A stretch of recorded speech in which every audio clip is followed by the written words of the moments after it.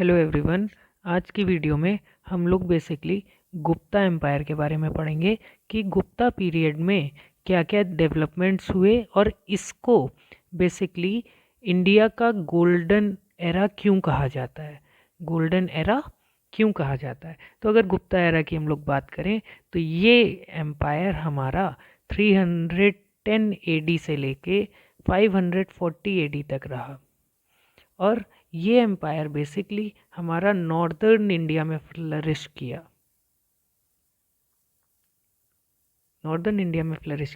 अब अगर हम इसकी बात करें तो गुप्ता एम्पायर के अगर फाउंडर की हम लोग बात करें, जैसे हम लोगों ने डिफरेंट डायनेस्टीज़ के अभी तक फाउंडर्स देखे हैं, वैसे ही गुप्ता एम्पायर की फाउंडर की बात करें तो इनका फाउंडर श्री गुप्त को कहा जाता है।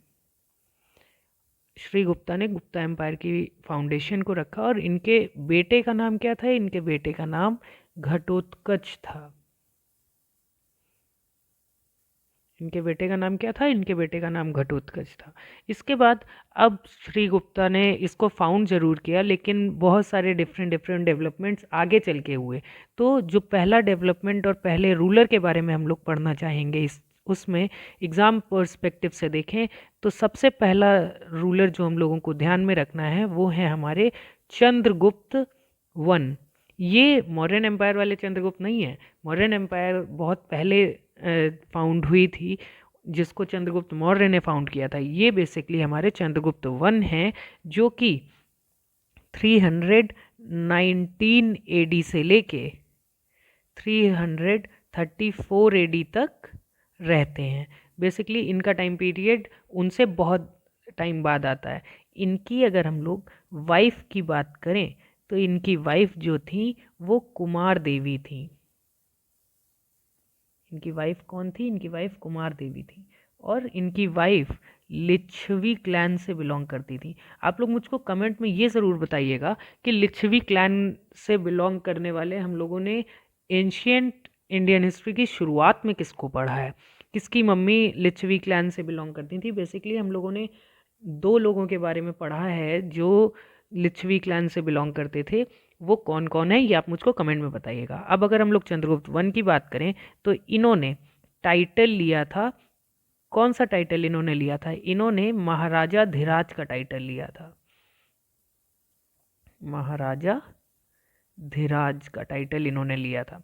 उसके साथ साथ 320 एडी में इन्होंने गुप्ता एरा की स्टार्टिंग की थी। इन्होंने क्या किया था? इन्होंने गुप्ता एरा की स्टार्टिंग 320 एडी में की थी। उसके साथ साथ सबसे ज़्यादा जो गोल्ड कॉइन्स हुए, सबसे ज़्यादा जो गोल्ड कॉइन्स हुए वो इन्होंने ही बनवाए थे। बेसिकली गोल्ड कॉइन्स जो सबसे ज़्यादा हुए वो इन्होंने बनवाए थे, लेकिन हम लोग इस समय नंबर्स की बात कर रहे हैं। तो सबसे ज़्यादा नंबर में जो गोल्ड कॉइन बनवाए थे वो चंद्रगुप्त वन ने बनवाए थे। जबकि अगर हम देखें कि डिफरेंट टाइप के कॉइन्स हम लोगों ने पहले भी देखे कि इंट्रोड्यूस हुए, जैसे कि पंचमुखी coins, gold coins, silver coins, वैसे ही गुप्ता एरा में एक नई बात हुई कि रामगुप्त, हाँ, रामगुप्त ने पहली बार first time copper coins introduce किए थे।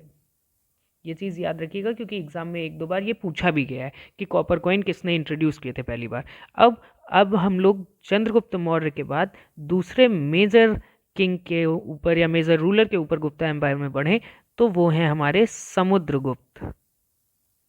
समुद्रगुप्त समुद्रगुप्त ने हमारा 335 एडी से लेके 380 एडी तक शासन किया और इनको हम लोग नेपोलियन ऑफ इंडिया के नाम से भी जानते हैं। नेपोलियन ऑफ इंडिया के नाम से जानते हैं। और इनको ये टाइटल किसने दिया? इनको ये टाइटल V.A. स्मिथ ने दिया। ठीक है।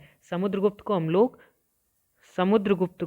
किस नाम से जानते हैं? समुद्रगुप्त को हम लोग नेपोलियन ऑफ इंडिया के नाम से जानते हैं। इसको ये टाइटल V.A. स्मिथ ने दिया। अब अगर हम लोग देखें कि समुद्रगुप्त के बारे में हम लोगों को डिफरेंट डिफरेंट जानकारियाँ कहाँ से मिलती हैं, तो बेसिकली इनके बारे में जो रिकॉर्ड है वो कहाँ से मिलता है? वो हम लोगों को प्रतिष्ठी से मिलता है।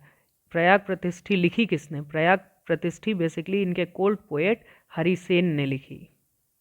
ठीक है, इनके कोल्ड पोएट हरिसेन ने लिखी। और ये प्रयाग प्रतिष्ठी हम लोगों को मिलती कहाँ पे है? ये बेसिकली हम लोगों को इलाहाबाद इंस्क्रिप्शन में मिलती है।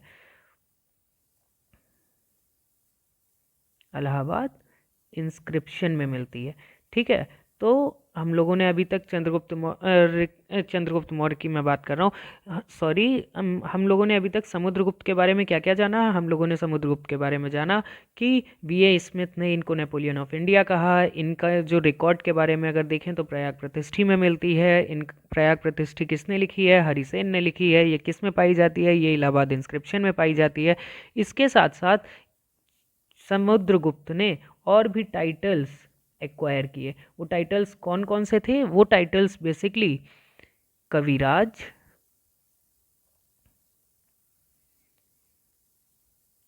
परम भगत और सर्वराज ओचिता था।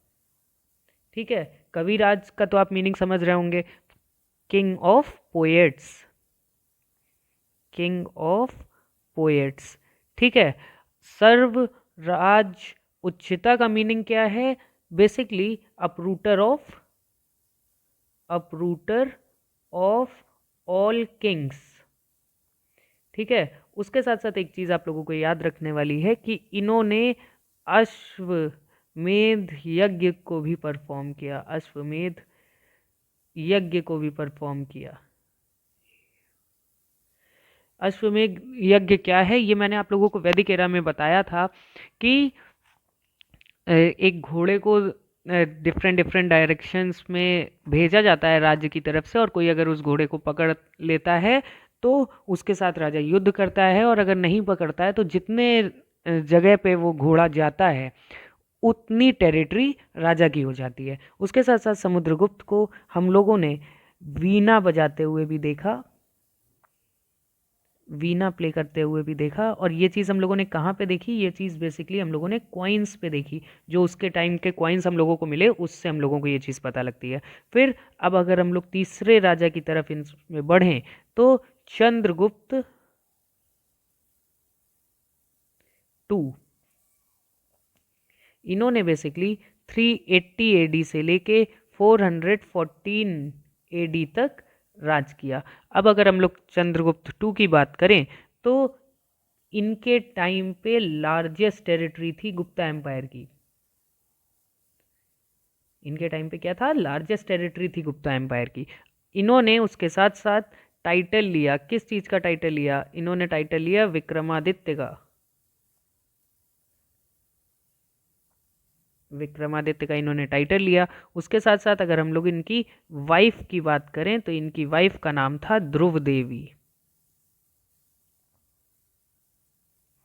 इनकी वाइफ का नाम क्या था? इनकी वाइफ का नाम ध्रुव देवी था। और इनकी डॉटर का नाम क्या था? इनकी डॉटर का नाम था प्रभावती गुप्त। प्रभावती गुप्त। अब अगर कोई आपसे पूछे कि प्रभावती गुप्त का विवाह किससे हुआ, तो इनका विवाह basically Vakataka prince, Vakataka prince Rudrasena two के साथ में हुआ। ठीक है, इनका विवाह वाकाटाका प्रिंस रुद्रसेन टू के साथ में हुआ। उसके साथ साथ इन्होंने सिल्वर कॉइन्स भी पहली बार गुप्ता एरा में स्टार्ट किए। सिल्वर के कॉइन्स भी स्टार्ट किए। और इनके बारे में हम लोगों को महरोली पिलर इंस्क्रिप्शन से जानकारी मिलती है। और ये महरोली पिलर इंस्क्रिप्शन है कहाँ पे? ये बेसिकली दिल्ली में है। आप लोग मुझको कमेंट में बताइएगा कि दिल्ली का मैंने महाजनपद का नाम कौन सा बताया था, कि कौन सा महाजनपद दिल्ली के नाम से अब जानते हैं अब हम लोग। अब अगर हम लोग देखें तो इनके कोर्ट में नवरत्न भी थे। डिफरेंट डिफरेंट नवरत्नास भी इनके कोर्ट में हुए। और इनके कोर्ट में कौन कौन से नवरत्न हुए? मतलब अब अगर हम लोगों ने नवरत्नों को देखा तो इनके कोर्ट में कौन कौन से नवरत्न हुए। तो पहले जो नवरत्न इनके कोर्ट में हुए वो थे अमर सिम्हा। दूसरे नवरत्न इनके कोर्ट में जो थे वो थे धनवंतरी। तीसरे नवरत्न जो इनके कोर्ट में हुए वो थे हरिसेन। हरिसेन ने क्या लिखा था ये आप मुझको कमेंट में बताइएगा, अभी थोड़ी देर पहले मैंने आपको बताया। चौथे कोर्ट चौथे जो नवरत्न का पार्ट थे वो थे आपके कालिदास। फिर पांचवे जो नवरत्न थे इनके वो थे कहा पंक। छठे नवरत्न को अगर हम देखें तो वो थे शंकु। सातवें नवरत्न की अगर हम लोग बात करें तो वो थे वाराह मिहिर। आठवें नवरत्न की अगर हम लोग बात करें तो वो थे वरुचि। वररुचि। और आखिरी नवरत्न जो इनके थे वो थे वेताल भट्ट। वो थे वेताल भट्ट। इसके साथ साथ इन्होंने क्या किया, इन्होंने साकास को भी डिफीट किया। डिफीटेड साकास। और कब डिफीट किया, इन्होंने 320 एडी में उनको डिफीट किया। और उसके साथ साथ गुप्त संवत की भी स्टार्टिंग इन्होंने की। इससे पहले भी हम लोगों ने एक संवत के बारे में पढ़ा है, उसकी स्टार्टिंग कब हुई और किसने की ये आप मुझको कमेंट में बताइएगा। और गुप्त संवत जो है वो बेसिकली गुप्ता एरा से स्टार्ट होता है। ठीक है, गुप्ता एरा से स्टार्ट होता है। अब इनके टाइम पे एक ट्रैवलर भी भारत आए। उस ट्रैवलर का नाम क्या था, उस ट्रैवलर का नाम था फाहिन। और एक चीज़ आप लोगों को फाहिन के बारे में जानना ज़रूरी है कि ये चाइनीज़ ट्रैवलर थे। उसके साथ साथ इन्होंने चाइना के लिए अपनी यात्रा कहाँ से चालू की, तो इन्होंने चाइना के लिए बैक टू चाइना जो यात्रा चालू की वो बंगाल से चालू की। ये चीज़ आप लोग याद रखिएगा, ये चीज़ मैं मार्क भी कर दे रहा हूँ क्योंकि ये एक बार एग्ज़ाम में पूछी भी गई है कि इन्होंने कहाँ से, फाहिन ने कहाँ से अपनी यात्रा को चालू किया। इसके बाद अगर हम लोग कुछ बुक्स देखें जो कि कालिदास ने लिखी, वो कौन कौन सी हैं, ये कुछ इंपॉर्टेंट बुक्स हैं। ये बेसिकली मैच द फॉलोइंग जैसा जो क्वेश्चन आता है उसमें आ सकती हैं। उसके साथ साथ हम लोग पहले ये जान लेते हैं कि कालिदास को हम लोग शेक्सपियर ऑफ इंडिया के नाम से भी जानते थे। ठीक है, कालिदास को हम लोग शेक्सपियर ऑफ इंडिया के नाम से भी जानते थे। अब अगर हम लोग इनकी बुक्स की बात करें तो इनकी बुक्स का नंबर तो बहुत बड़ा है, लेकिन कुछ इंपॉर्टेंट बुक्स हैं जो आप लोगों को ध्यान में रखनी चाहिए। वो कौन कौन सी हैं, वो हैं अभिज्ञान शाकुंतलम, दूसरी है मालविका अग्निमित्रम। मालविका अग्निमित्रम किसकी किसकी कहानी है ये आप मुझको कमेंट में बताइएगा, ये मैंने आप लोगों को पहले भी बताया है। तीसरी जो है वो है रघुवंशम। चौथी मेघदूतम। पांचवी कुमार संभवम। छठी है मृच कटकम।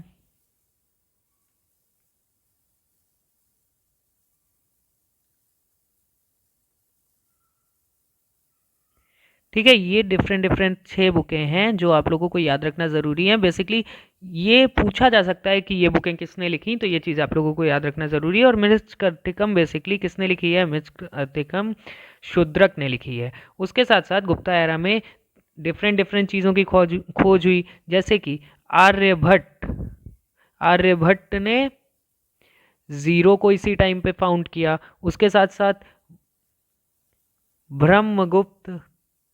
ब्रह्मगुप्त ने क्या किया, ब्रह्मगुप्त ने ज्योमेट्री की बहुत सारी थ्योरम्स दी जो कि आज भी आप लोग पढ़ते हैं। उसके साथ साथ भास्कर की अगर हम लोग बात करें तो भास्कर ने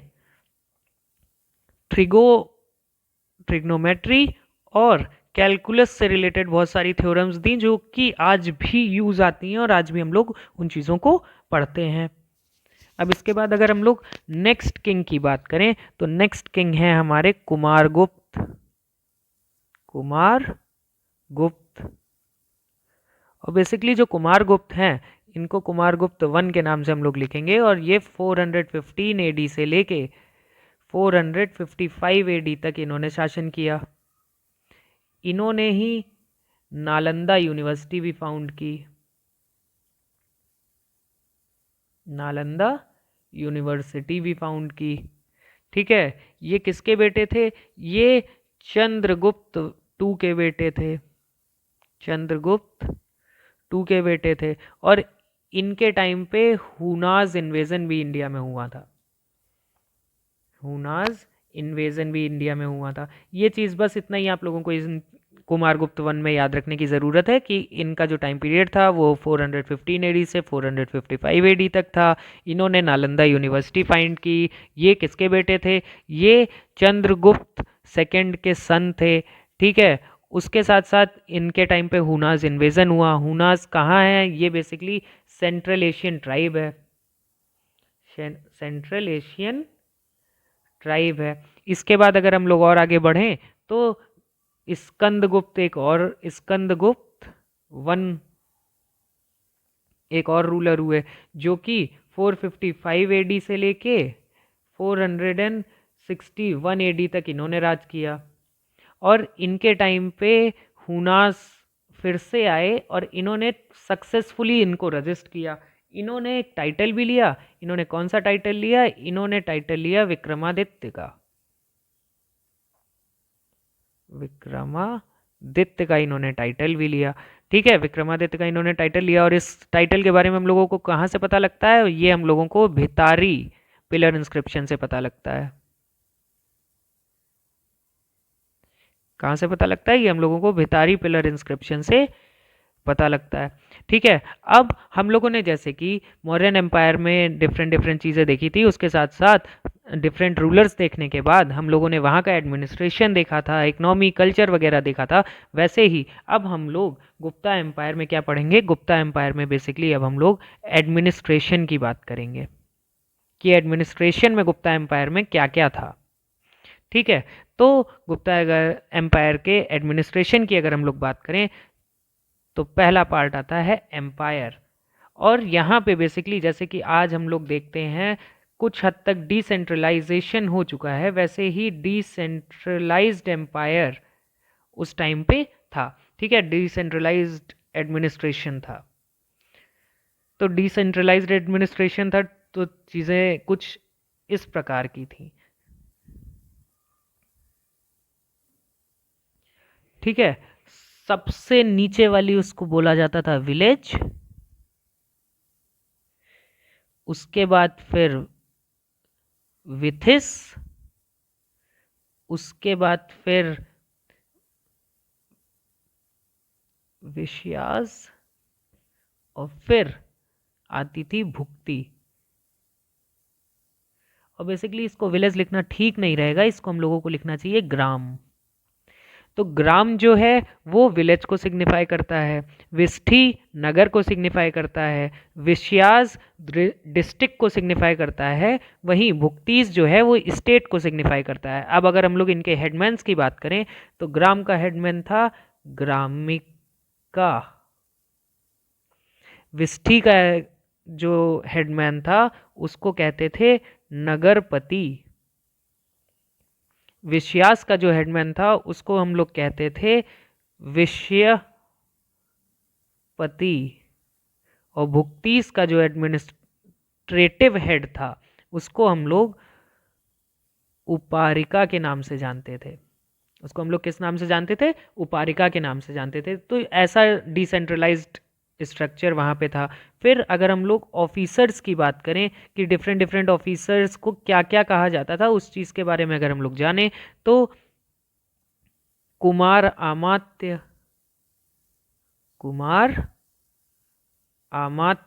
कुमार अमात्य बेसिकली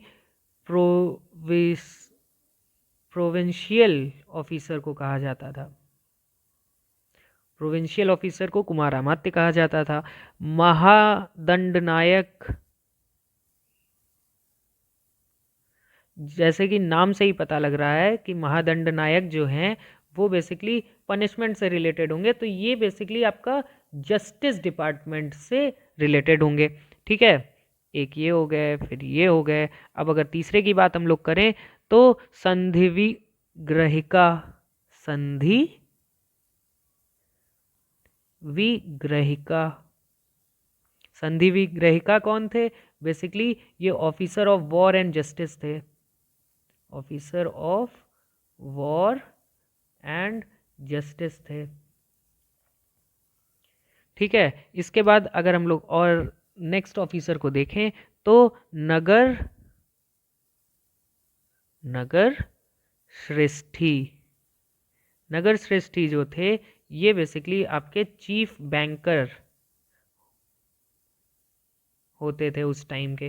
ठीक है, तो हम लोगों ने अब डिफरेंट ऑफिसर्स को देखने के बाद, जैसे कि हम लोगों ने मौर्यन एम्पायर में इकोनॉमी को देखा था, और मौर्यन एम्पायर में बेसिकली इकोनॉमिकल सोर्स कौन सा था वो आप मुझको कमेंट बॉक्स में बताइएगा। तो मगध एम्पायर में इकोनॉमिकल सोर्स वो आप मुझको कमेंट बॉक्स में बताइएगा। ठीक है, यहाँ का इकोनॉमी की बात अगर हम लोग करें तो यहाँ डिफरेंट डिफरेंट टाइप्स के टैक्सेस थे।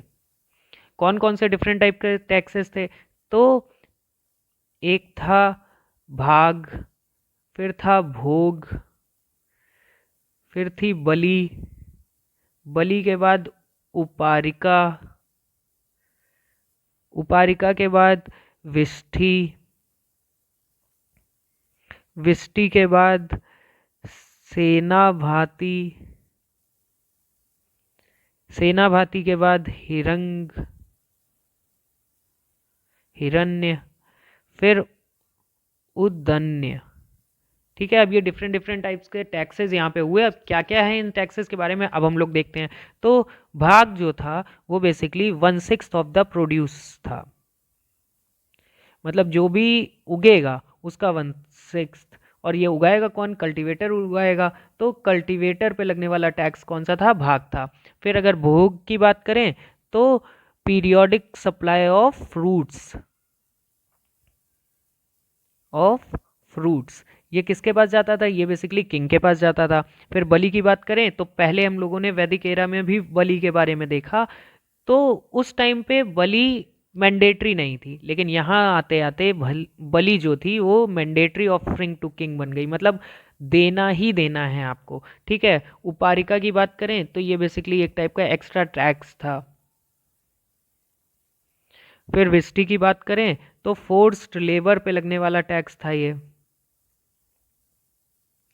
सेना भर्ती की बात करें तो टैक्स फॉर आर्मी था, मतलब हर चीज़ का टैक्स बेसिकली नॉर्मल लोगों से ही लिया जाता था कि आर्मी की डिफरेंट नीड्स के लिए चीज़ें चाहिए तो उसका टैक्स वगैरह इन चीज़ों से लिया जाता था। फिर अगर हम लोग हिरण्य की बात करें तो अगर किसी के पास गोल्ड बहुत ज़्यादा है या किसी ने गोल्ड खरीदा है तो उस पर लगने वाला टैक्स गोल्ड टैक्स हिरण्य था।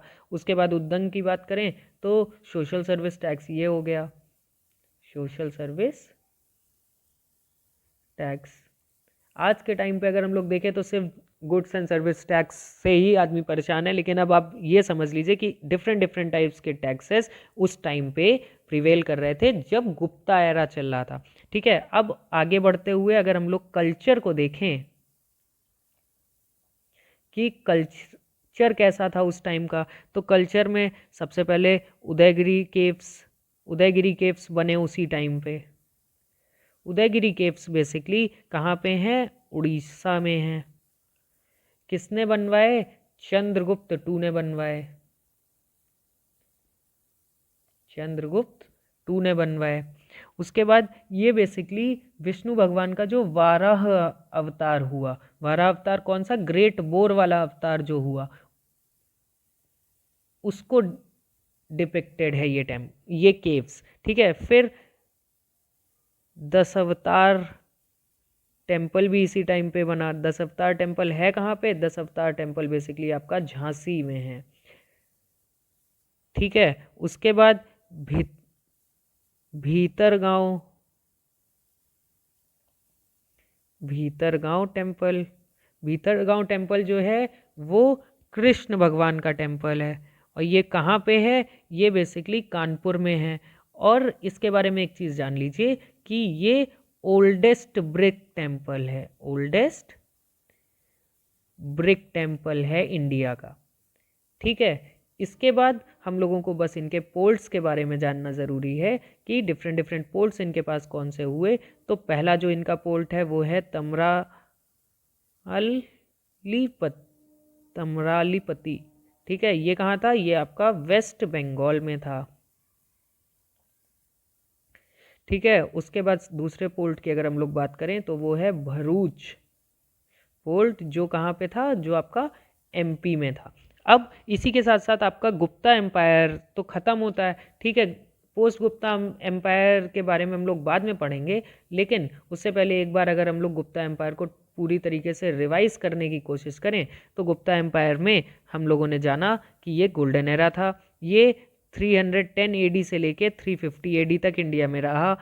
रामगुप्त ने पहली बार कॉपर कॉइन्स को इंट्रोड्यूस किया। इस गुप्ता एम्पायर को फाउंड किसने किया? इसके फाउंडर थे श्रीगुप्त, उनके बेटे का नाम घटोत्कच। घटोत्कच के बाद चंद्रगुप्त वन आए। चंद्रगुप्त वन 319 एडी से लेके 334 एडी तक इन्होंने शासन किया। इन्होंने महाराजा धीराज का टाइटल अपनाया। ठीक है, इन्होंने महाराजा धीराज का टाइटल अपनाया। फिर इनके बेटे आए समुद्रगुप्त। समुद्रगुप्त 335 एडी से 380 एडी तक रहे। उनको हम लोग नेपोलियन ऑफ इंडिया के नाम से जानते हैं। इन्हीं के कोर्ट पोएट थे हरिसेन, जिन्होंने प्रयाग प्रतिष्ठी लिखी। प्रयाग प्रतिष्ठी बेसिकली इलाहाबाद इंस्क्रिप्शन का पार्ट है। इनके डिफरेंट डिफरेंट टाइटल्स भी हम लोगों ने देखे, जैसे कि कविराज, परम भगत, सर्वराज उच्चिता। इनको हम लोगों ने वीणा बजाते हुए देखा। कहाँ देखा? क्वाइंस पे देखा। उसके बाद चंद्रगुप्त टू आए। चंद्रगुप्त टू बेसिकली 380 एडी से 414 एडी तक रहे। इनके टाइम पे सबसे लार्जेस्ट टेरिटरी थी। इन्होंने विक्रमादित्य का टाइटल अपनाया। उसके बाद सिल्वर कॉइन्स इन्होंने इंट्रोड्यूस कराए। महरौली पिलर इंस्क्रिप्शन में इनके बारे में पता लगता है। महरौली पिलर इंस्क्रिप्शन है कहाँ पे? वो बेसिकली आपका दिल्ली में है।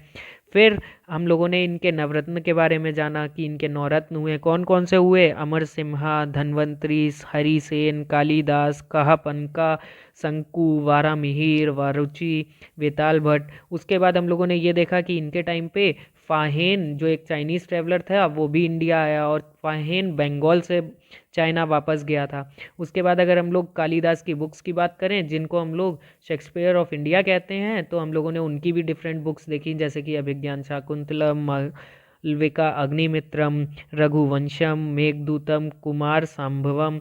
उसके बाद हम लोगों ने ये भी जाना कि आर्यभट्ट ने ज़ीरो की खोज इसी टाइम पे की। ब्रह्मगुप्त ने ज्योमेट्री की डिफरेंट थ्योरम्स इस टाइम पे दी। भास्कर ने ट्रिग्नोमेट्री और कैलकुलस से रिलेटेड थ्योरम्स दी। उसके बाद हम लोगों ने कुमार गुप्त वन को देखा, जो चंद्रगुप्त टू के बेटे थे।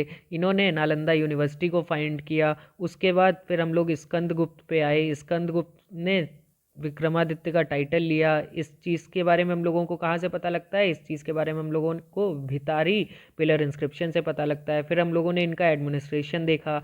अगर हम लोग इनके एडमिनिस्ट्रेशन में अंदर आए, तब हम लोगों ने देखा कि इनका जो एडमिनिस्ट्रेशन था वो बहुत ज़्यादा डिसेंट्रलाइज्ड मैनर का था। सबसे छोटे पार्ट को ग्राम, उसके ऊपर विष्टि, उसके ऊपर विषय, उसके ऊपर भुक्ति। फिर हम लोगों ने इनके हेडमैन्स को भी देखा। फिर हम लोगों ने डिफरेंट डिफरेंट ऑफिसर्स को देखा कि कौन कौन से ऑफिसर्स इस टाइम पे काम करते थे। ऑफिसर्स के बाद हम लोगों ने यहाँ की इकोनॉमी देखी। उसके साथ साथ हम लोगों ने बहुत सारे तरीके के टैक्सेस देखे। फिर हम लोगों ने यहाँ के कल्चर को देखा कि उड़ीसा में उदयगिरी केव जो हैं वो चंद्रगुप्त टू ने बनवाए। किसके लिए बनवाए? वाराह अवतार के लिए बनवाए। वाराह अवतार किसका है? विष्णु भगवान का है। उसके बाद हम लोगों ने दशरथ टेम्पल भी देखा कि दशरथ टेम्पल भी इसी टाइम पे बना। कहाँ बना? झांसी में बना। फिर हम लोगों ने भीतरगांव टेम्पल देखा, जो कि कृष्ण भगवान का टेम्पल है। कहाँ पे है? कानपुर में है। ठीक है। फिर हम लोगों ने ये भी जाना कि इनके पोर्ट्स थे। कौन कौन से पोर्ट्स थे? तमरालीपति पोर्ट जो था वो वेस्ट बंगाल में था, वहीं भरूच पोर्ट जो था वो एमपी में था। यही चीज़ें हम लोगों को गुप्ता एम्पायर के बारे में जानना ज़रूरी है। और इससे बाहर मैक्सिमम चांसेस है कि आपके एग्ज़ाम में कोई और क्वेश्चन नहीं आएगा।